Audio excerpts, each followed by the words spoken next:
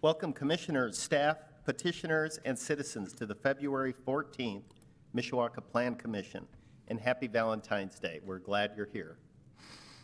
Introduction of staff. To my left, we have Carrie Myers, our administrator assistant. To my right, we have Krista Hill, our senior planner. In the front, we have Ken Prince, our executive director. To my right, Shad Annis, associate planner. And to my left, our city planner, Derek Spear. And I think that's it. We have no David, right? So, nope, we're good to go. Carrie, would you please call the roll? Chris Jamrose. Here. Murray Wynn. Here. Woody Emmons. Here. Sam Cressy. Here. Chris Doherty. Here. Nick Triola. Dale Freeman. Here. Kathy White Gaddich. Here. Mike Portalease. Here. Great. And the rules of procedure are up on the board. First, we'll hear a presentation by the petitioner. For each item, we will ask those participating in the room to speak first, followed by those participating online.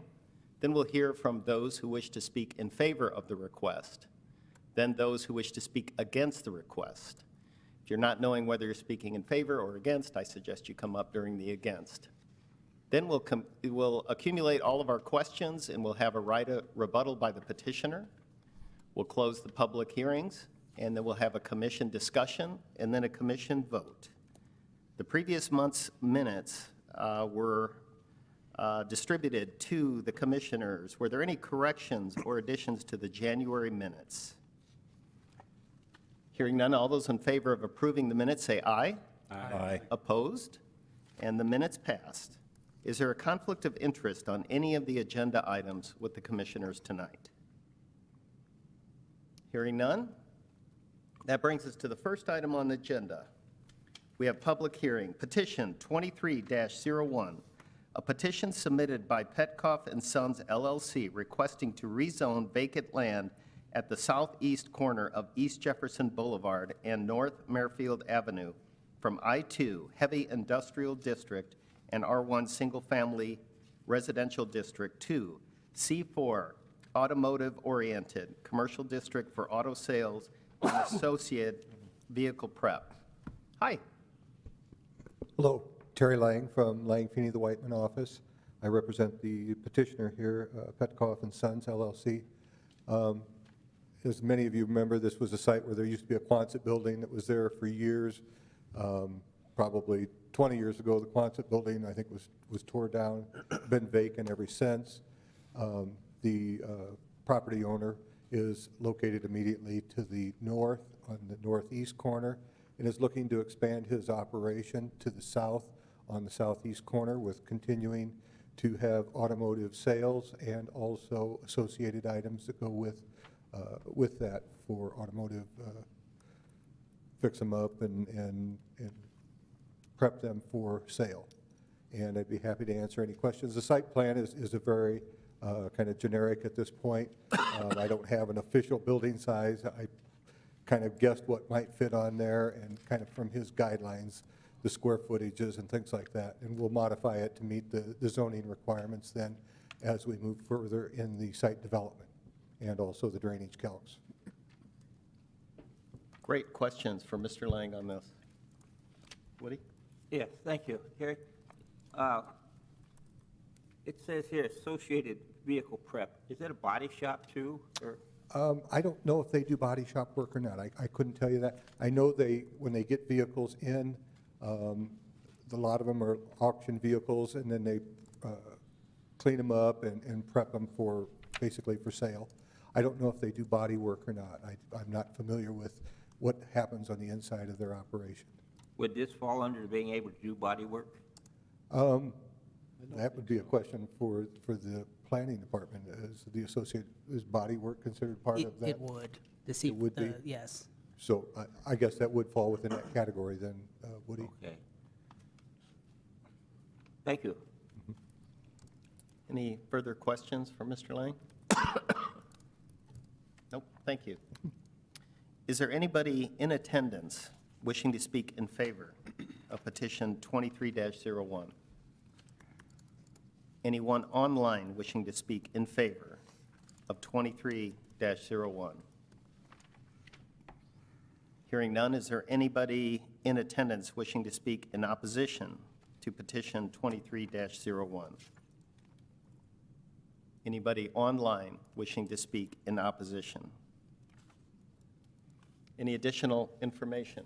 No additional information. No. Okay, I will close the public hearing, and is there any discussions by the commissioners or staff on this? If not, I will take a motion. Mr. President, I'd like to make a motion to approve petition 2301 as presented by the petitioners. We have a first and a second. Murray Nguyen was the second. Carrie, would you please call for the vote? Chris Jamrose, Yes. Murray Nguyen, Yes. Woody Evans, Yes. Sam Cressy, Yes. Chris Torty, Yes. Dale Freeman, Kathy White-Gaddich, Yes. Michael Porterlees. Yes. And petition 23-01 will move to the council with a favorable recommendation. Brings us to the next item, petition 23-02, a petition submitted by Donald L. Sham Jr. and Jennifer I. Sham requesting the right-of-way vacation for an unimproved Taylor Street at the northwest corner of Arthur Street and Grape Road, Granger. Hello. Terry Lang from Lang Feeney, the Whiteman office. Our address is 715 South Michigan Street in South Bend. Represent the petitioners here. The little triangle you see on the projector was a portion of what was called Taylor Street that was platted probably in the 30s, never developed. If you look at it, it is a projection of State Road 23 north if it would have continued instead of turning at Cleveland Road. And they were before the board for rezoning, and we're getting ready to further develop that site now. And it was suggested that this might be the best time to go ahead and vacate that little triangle so that we could go ahead and finish up with the platting of our lots there that we were before the board about a year and a half ago. I'd be happy to answer any questions. Questions for Mr. Lang on this one? None? Thank you. Is there anybody in attendance or online wishing to speak in favor of petition 23-02? Hearing none, is there anybody in attendance or online wishing to speak in opposition to petition 23-02? Mr. Spear, any additional information on this? No additional comment. Okay, we'll close the public hearing, and we'll open it to any floor discussion, and if there's none, I'll take a motion. I motion to approve petition 23-02. And I'll second that. We have a first and a second. Please call for the vote. Chris Jamrose, Yes. Murray Nguyen, Yes. Woody Evans, Yes. Sam Cressy, Yes. Chris Torty, Yes. Dale Freeman, Yes. Kathy White-Gaddich, Yes. Michael Porterlees. Yes. And petition 23-02 will move to the council with a favorable recommendation. Brings us to the next item, petition 23-03. There you go. Sorry about that. A petition submitted by the City of Mishawaka requesting to amend the Penn Planned Unit Development to expand the area of a previously approved permitted use for a regional recreational facility. Hi. Hi. Mr. President, members of the commission, Ken Prince, the Director of Planning and Community Development, tonight representing, I guess, the city as a whole and the Redevelopment Commission. This goes back quite a ways. As you know, when we originally acquired the property, it was for the city's well field, and as part of the well field, we envisioned reconfiguring 3 holes of the golf course. That changed when the price of reconfiguring the golf course got out of proportion, and we were able to work with the owners of Judy Creek Golf Course to buy the 3 holes along Fur Road that were originally too expensive to reconfigure, which is why we were looking to move them. And that opened up this property. So in 2018, we amended the PUD to allow us to market the property for a regional recreation facility. It was only reflected of the 3 holes, the property that we bought for the 3 holes. And there was an area of separation between that property and the extension of Veterans Parkway. And why we're here this evening is now we've gone through the process with the Common Council and the developer, the Hotel Motel Tax Board. The funding is now in place for the project. We've identified the parcel as a little over 49 acres. And so what we want to do this evening is now modify the previous lot to expand it for the property that's closer to Veterans Parkway. So the lot that's being conveyed or has been conveyed to the developer got a little bit larger. And so we want the PUD the use to reflect that. So previously, when we did not modify the PUD, it had multiple uses on that property for outlots, hotels, multifamily residential. There's a whole range of uses that's permitted on the Penn property.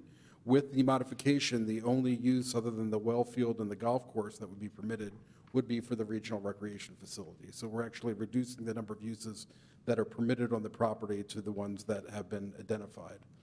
The other thing that we'd like to do as part of the PUD amendment is to reflect what we know to be the current conditions that we didn't envision in 2018.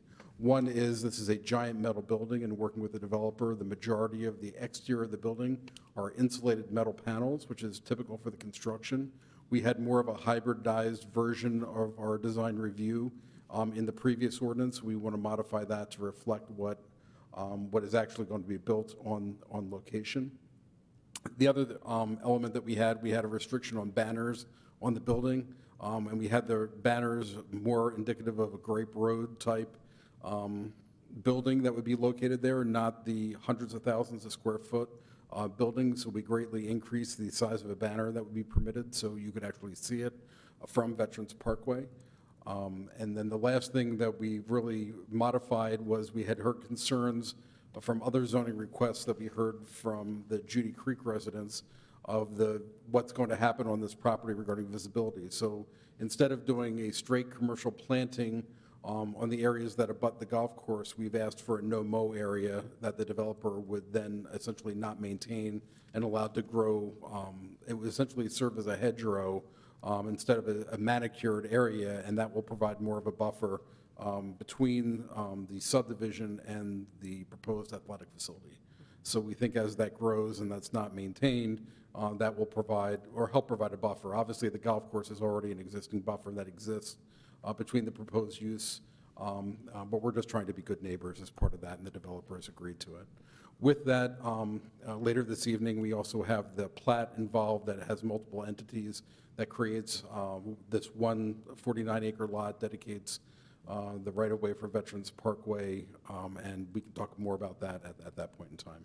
I'm happy to answer any questions that you might have on the PUD amendment. How big is the buffer between the golf course and the facility that you were talking about? The buffer that we're requesting is only a 20-foot no-mow area, but again, the driving range and the golf course itself exists between that location and the homes that exist on the other side of the driving range Right. and the other side of the golf course. So I don't know that distance, but we're just looking for a 20-foot area. Between the golf, But between the edge of the golf course, and some of it's not maintained right now, so some of it is actually wetland and has trees growing up that will continue to be there. But we're looking for 20 feet on this property to be in addition to that. Okay.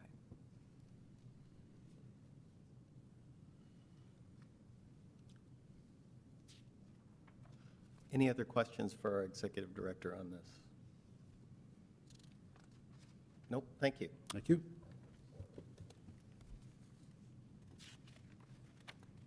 Is there anybody in attendance that wishes to speak in favor of petition 23-03? In attendance or online? Hearing none, is there anybody in attendance wishing to speak in opposition of petition 23-03? Hi. Good evening. My name is Matt Smith. I'm a resident of Juday Creek Estates. Address is 53154 County Cary Drive. I also actually serve as the board HOA president, but not really speaking in opposition of the project at all. We're actually, I'll take my HOA hat off and speak as a resident. I live about 3 properties just north of where the new zoning occurs. So again, not necessarily in opposition, just had some general questions that maybe we could get answered tonight. You mentioned the mow line, and I know that will appease a lot of residents. But with this expansion, it actually brings the new project area over to the east edge of the neighborhood now as well, kind of in that southeast corner. So is there any intention to create another mow line, if you'll call it, or green space between any development and those houses that then go to the north as that project expands north? I know that won't be part of the recreational facility, and I believe that property hasn't been purchased yet. But I guess my question as a resident is, how do we get that kind of on record as a request that we would like to have as a friendly neighbor to consider as that project moves forward, and even potentially expand that beyond 20 feet? Because at that point, you don't have the buffer of the golf course or the driving range. You've got backyard properties with children playing and dogs running and that kind of thing. So just a couple of questions with that, I guess. Sure. Is there any additional questions? We'll accumulate all the questions and have it all addressed. I guess there's also a service road that leaves our neighborhood. Currently, it's a dead end. It's not wide enough, from my understanding, to connect to anything. But as that development grows, as a resident, what do we need to look into to potentially block that, connecting a small residential area to either a commercial or recreational area that would create traffic, into the neighborhood there? Other than that, I think I'm okay. Okay, any other questions? I don't believe so. Any questions for Mr. Smith from the commissioners? No, thank you. Thank you. Is there anyone else in attendance that wishes to speak in opposition to petition 23-03? Is there anyone online wishing to speak in opposition of petition 23-03? Okay, we'll have a right of rebuttal, and we'll get these questions addressed for you.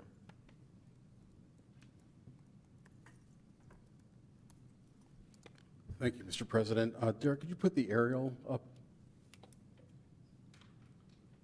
Sorry, Chad, thank you. All right, so the area in question when originally conceived, we were hoping that we could add a couple of sheets of ice to the project. And so when we look at the area, and I'm just going to draw.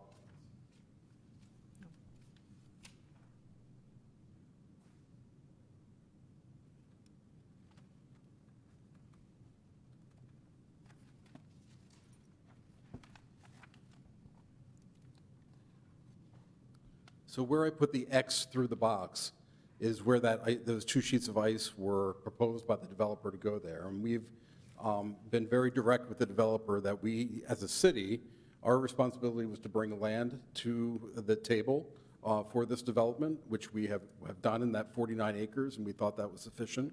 And we said any future phase of doing that ice would be completely their responsibility to expand. So although they have those sheets of ice identified as a future phase, I know the cost of that ice is over $20 million at this point, and that is not funded. So I do not believe that development on that piece is imminent at all, and nor is it part of this PUD request. So to answer the question from the adjacent subdivision, if I could have the other aerial shed that shows kind of the larger area. I know it doesn't go all the way up, but the one that's in the staff report, if you can show that.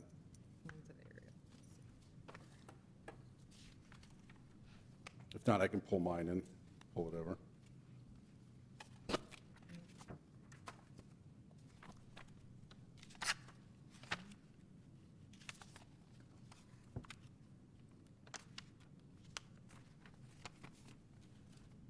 Is that what you're looking for, Ken?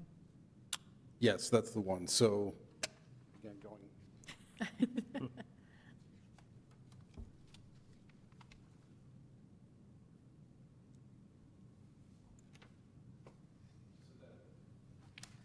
My apologies. That same X I drew on that drawing to scale. So that's property, again, that the city does not own, that the developer doesn't own, that's owned by the Penn family, that is not part of this request. But if that were ever to be added to this development, the PUD would need to be amended. And I agree with the concern that was expressed as a significantly larger buffer. You're hundreds of feet closer. You're almost right adjacent to the single-family homes at that point, and a more appropriate buffer would need to be provided at that point in time. But we would not consider that until that use is brought forward. And I really question if it will ever be brought forward for the ICE because of the cost involved in that. We hope it's wildly successful, but still we're talking about many years down the road before that would be a possibility. The other element regarding the connection, I wasn't aware of the service road, and I wasn't aware of stub streets coming in from the Judy Creek subdivision to the farm property from that direction. I mean, that's something that we'll have to look at. If it is an actual road connection to the stub street, the subdivision, as we've said on multiple occasions, it's not a public safety issue. We would want the subdivision to dictate whether that would be connected if it's dissimilar uses. But if I lived in Judy Creek and I had the ability to get to Veterans Parkway rather than to Cleveland, or that would provide then potentially a connection to a signal, that would likely happen. It would be a more convenient way out of the subdivision. I would encourage that, but again, I didn't think that that type of substreet existed, and nor would we consider it or look at it until the time of development of that property. So again, knowing where Veterans Parkway is ending as part of our current phase, and we're talking about likely many years in the future for development happening on the area adjacent to the Judy Creek subdivision, that would be addressed at that time. I'm happy to answer any questions that you might have, but it's really speculative at that point of what's going to happen there. Any questions for our Executive Director on these 2 points that he addressed, the area to the north and the service roads? No? Thank you. Sure. Mr. Smith, did that answer your questions? Did that adequately answer your questions? It does, yes, thank you. Yeah, officially, my son plays hockey, so I'm a proponent of the extra sheets of ice. But yeah, no, it does. And there's one single road, which we've talked years ago about, you know, the concerns of connecting that and safety issues there, so we can address that offline. But no, that makes sense to me from a perspective. Again, as long as we continue to encourage that buffer zone between the neighborhood and any development that goes back there, I think we're all in good shape. Thank you very $20 much. million, it could be yours. Yeah, I think the business is honestly there. If you've ever been to a hockey tournament in the area, Oh, yeah. the desire is there, so regionally, for sure. Hey, thanks for coming in tonight. I really appreciate it. Mr. City Planner, is there any additional information or additional. remonstrance letters? None. None. Then I will close the public hearing, open the floor for discussion on this, and if there's no discussion, I will take a motion on petition 23 I got to put my glasses on, 03. Make a motion for approval of petition 23-03. We have a first and a second. Woody, Yeah, second. please call for the vote. Chris Jamrose? Yes. Murray Wynn? Yes. Woody Evans? Yes. Sam Cressy? Yes. Chris Torty? Yes. Dale Freeman? Yes. Kathy Weigandich? Yes. Michael Porterly? Yes. And petition 23-03 will pass to the council with an approval recommendation. That brings us to replat number 23-01, a request submitted by Kenneth A. Chickowitz seeking approval of the 2-lot Chickowitz Jefferson Boulevard minor subdivision. Hi. Terry Lang, Lang Feeney, the Whiteman office. Our address is 715 South Michigan Street, South Bend. I represent the petitioner here. Mr. Chickowitz owned both of these lots, and the adjacent property owner to the north has desired to purchase the balance of the property immediately south of his. So what we are doing is replatting it such that you'll see there are 2 lots there now. That easterly lot is going to be purchased by, as soon as the plat and the variance that's being submitted for that will be purchased by the adjacent property to the north, so he can expand his operation that he has there. Thank you. Questions for Mr. Lang? Thank you. Is there anybody in attendance or online else wishing to speak in favor of replat 23-01? It's a question for me. Is there anybody in attendance or online wishing to speak in opposition of replat 23-01? Hearing none, is there any additional information? No additional comment. Okay, then I'll close the public hearing, and I will take a motion on 23-01. I motion to approve replat 23-01. I'll second that. We have an approval and a second. Would you please call for the vote? Chris Jamrose? Yes. Murray Wynn? Yes. Woody Evans? Yes. Sam Cressy? Yes. Chris Torty? Yes. Dale Freeman? Yes. Kathleen Whitegadich? Yes. Michael Porterles? Yes. And replat 23-01 passes unanimously. That brings us to replat 23-02, a request submitted by the City of Mishawaka Department of Redevelopment, L&B Penn LLC, PJT Penn LLC, and CA Mishawaka Fieldhouse LLC, seeking approval of the 4-lot Judy Creek Business Park first replat.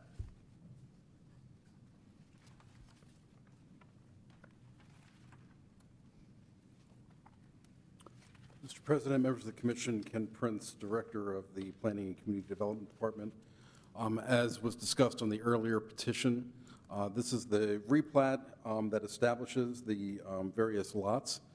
So on Lot A, as identified on the plat, is the city well field, the filtration portion. Lot B is the athletic facility. Lot C is the area owned by the Penn family that we talked about that might be future expansion, but we currently don't own, and it's not part of the expansion at this point. This also dedicates the right-of-way and easements needed as part of the development, so the extension of Veterans Parkway is included in that. And then Lot D is the residual portion of the Penn farm that will likely be further subdivided at a later point in time when it is developed. Again, this is only the subdivision, and I'm happy to answer any questions. I would also note that Aaron Blank with Lawson Fisher, who prepared the plat, is also here if you have any questions. Thank you. Questions? None. Thank you. Thank you. Is there anyone in attendance or online else wishing to speak in favor of replat 23-02?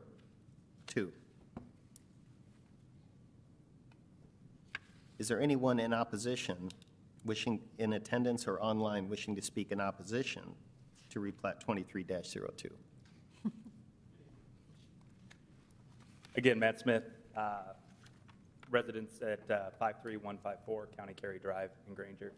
I just want to be clear here. So if this is, I'm trying to understand back to our right-of-way conversation earlier, how this correlates. I can't quite see the map, but I believe, as he mentioned, that's the plot of land that we just mentioned that was not developed.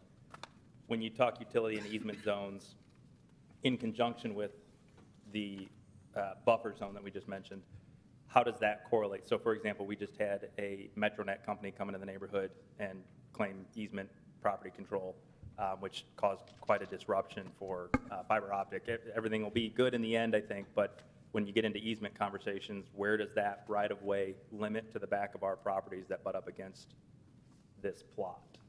I guess would be question number one.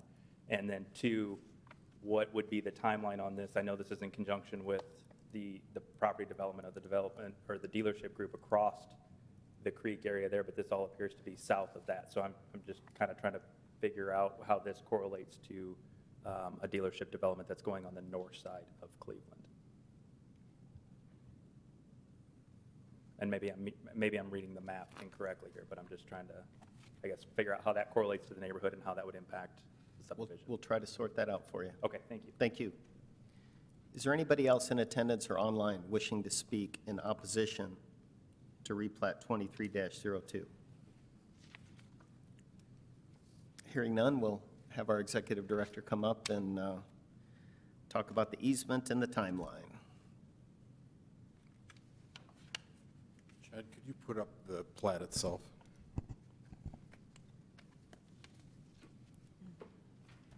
Not that one. I have it up if you want me to hand it to you. Here.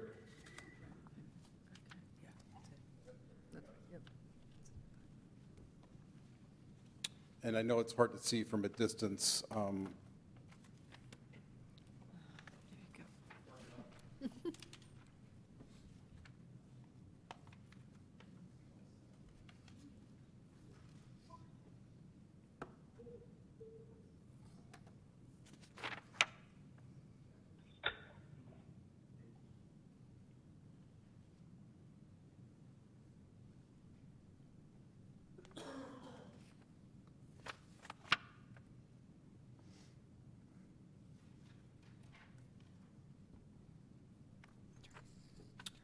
So forgive my crude drawing on top of what Aaron professionally put together.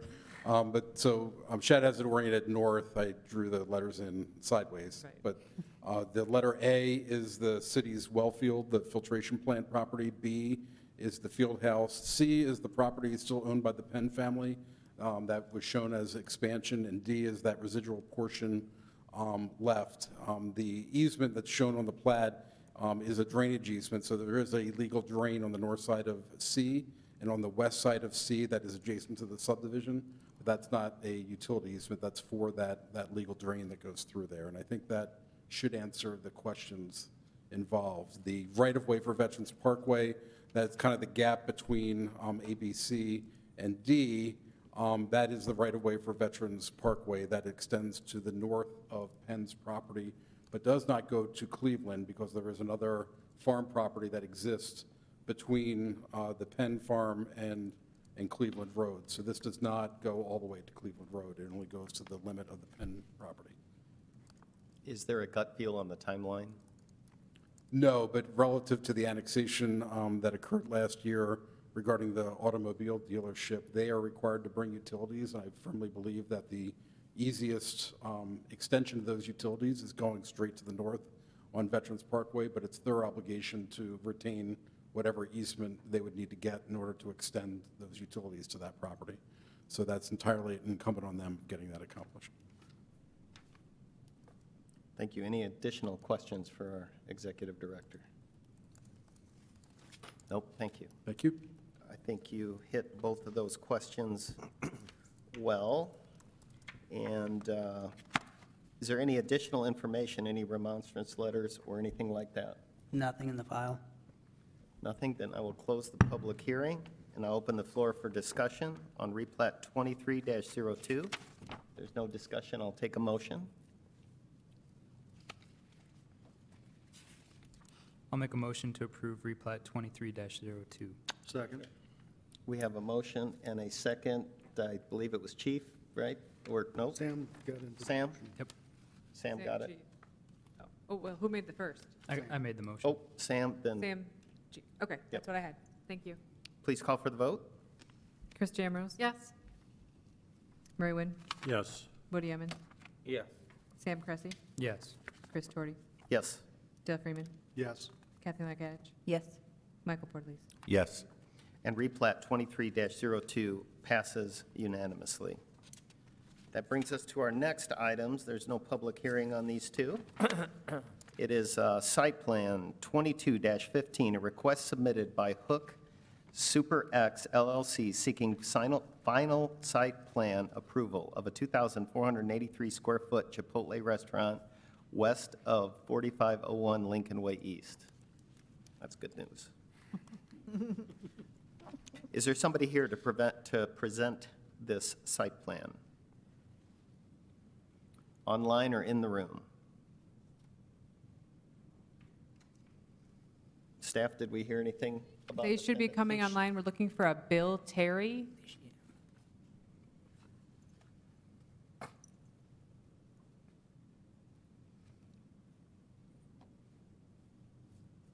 Hello, is there anybody online wishing to talk about the Chipotle restaurant, site plan 22-15? Can you hear me now? Yes. Good. Bill Terry with Y Engineers, representing basically CVS and our Eclipse Real Estate for the development of the Chipotle. Great. Could we have your spelling of your last name and your address? Last name is Terry. Address is Y Engineers, 10505 North College Avenue, Indianapolis, Indiana. Great. Tell us about the site plan. We started this about 3 or 4 months ago. CVS wants to sell the property off. As you're well aware, it's probably 80% wooded. So we've kept the disturbance a little bit less than an acre.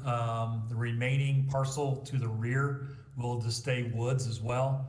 Chipotle has no intentions of flipping or doing a lot split of that, so will remain woods.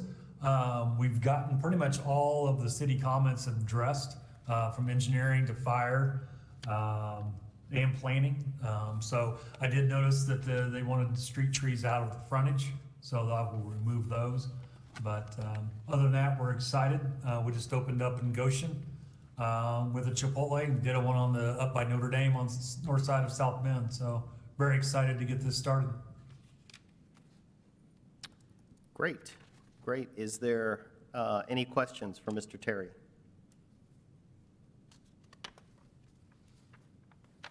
No questions? Is there any additional information? No additional information. Okay, then I will ask if there is any discussion. No discussion, then I'll take a motion on site plan 22-15. Make a motion for approval of site plan 22-15. I'll second that. We have a motion and a second. Please call for the vote. Chris Jamrose? Yes. Murray Wynn? Yes. Woody Emmons? Yeah, please. Sam Cressy? Yes. Chris Torti? Yes. Dale Freeman? Yes. Kathleen Whitegadich? Yes. Michael Porterles? Yes. And site plan 22-15 passes unanimously. That brings us to the last item on the agenda. It's a site plan 23-01, a request submitted by Mishawaka Trooptown, Inc., seeking final site plan approval of a 5-building, 8-unit residential community at 1215 and 1225 East Jefferson Boulevard. Hello. Good evening, Greg Sharon, Dan Sharon Associate, 1643 Commerce Drive. Here tonight representing Trooptown Inc., Mishawaka Trooptown, requesting final site plan for Trooptown development, which will consist of 4 duplex units, 8 units for veteran housing, and a community center. We have addressed, I believe, most of the comments for planning department. We have included drainage structure and some underground drainage to help facilitate some of the drainage problems that have been going on in the area. We will submit a subdivision plat next week, which will plat the property into 1 lot and also create a sidewalk utility easement, which the city has generously donated that they will construct the new sidewalk along the right-of-way there. So if there's any questions, I'd be happy to answer them. Questions on this site plan for Mr. Sharon? No questions? Thank you. Yep. Any discussions on site plan 23-01 before we take a motion? Any additional information? No additional comment. Then I will take a motion on the last agenda item. I move that we approve site plan 23-01. Second. We have an approval and a second. Woody was the second. Please call for the vote. Chris Jamrose? Yes. Murray Wynn? Yes. Woody Emmons? Yeah. Sam Cressy? Yes. Chris Torti? Yes. Dale Freeman?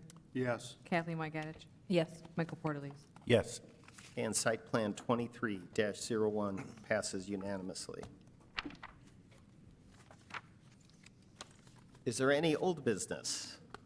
No old business. New business? We have our executive director. Thank you, Mr. President, members of the commission. The reason why we have a seating shuffle this evening is tonight is Carrie Meyer's last meeting.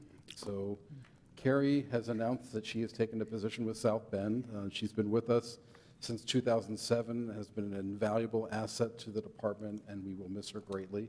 I just wanted the commission to know, and I have no idea if Chris is going to be doing this next month or if we'll have somebody else in that position. But we wanted to go on record and thank Carrie for her service. So.